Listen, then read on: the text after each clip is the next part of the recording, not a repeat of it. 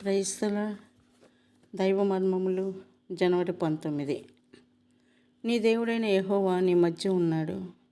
ఆయన శక్తిమంతుడు. ఆయన మిమ్మల్ని రక్షించును. ఆయన బహు ఆనందంతో నీ యందు సంతోషించును. నీ యందు తనకున్న ప్రేమను బట్టి శాంతము వహించి నీ అందరి సంతోషము చేత ఆయన హర్షించును. జెఫన్యా 3:17. మానవులు సంతోషించి ఆనందించుట మీరు చూచి ఉండవచ్చును. అయితే ఎప్పుడైనా దేవుడు ఆనందించుట, సంతోషముగా ఉండుట మీరు చూచి ఉన్నారా? మన సృష్టికర్త సంతోషించినప్పుడు ఆయన ఎలాగూ ఉండునో మనలో ఎవరము కలలోనైనా చూచి ఉండము. ఆయనను దేవుడు సంతోషించునున్నది సత్యమే. ఆయన బహు ఆనందంతో నీ యందు సంతోషించును. నీ అందరి సంతోషము చేత ఆయన హర్షించును.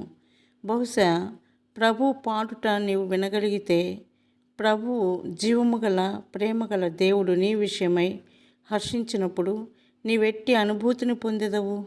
నిన్ను ప్రేమించి రక్షించి తన ప్రేమను నీ హృదయంలో కుమ్మరించిన తరువాత ఆయన నీ విషయమైన సంతోషము చేత హర్షించి పాడుటకు ఆరంభించును.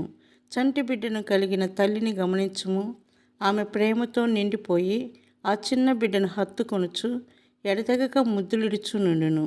ఆమె ముఖము ఆనందముతో వెలిగిపోవచ్చుండును. ఆ బిడ్డ హృదయంలోనికి తన ప్రేమను కుమ్మరించుచు ఆమె పాడుట వినుటకెంతో మధురముగా ఉండును. మనము నూతనముగా తిరిగి జన్మించి ఆయన ప్రేమను స్వీకరించుటకు సిద్ధముగా ఉన్నప్పుడు దేవుడు కూడా మన విషయమై అలాగూ పాట పాడును. ఆయన పాట దేవదూతల పాట కంటేనూ ఎంతో మధురమైనదే. దేవుని ఆనందము అట్టిదే. అట్టి ఆనందమే మనలను దైవిక బలముతో నింపును.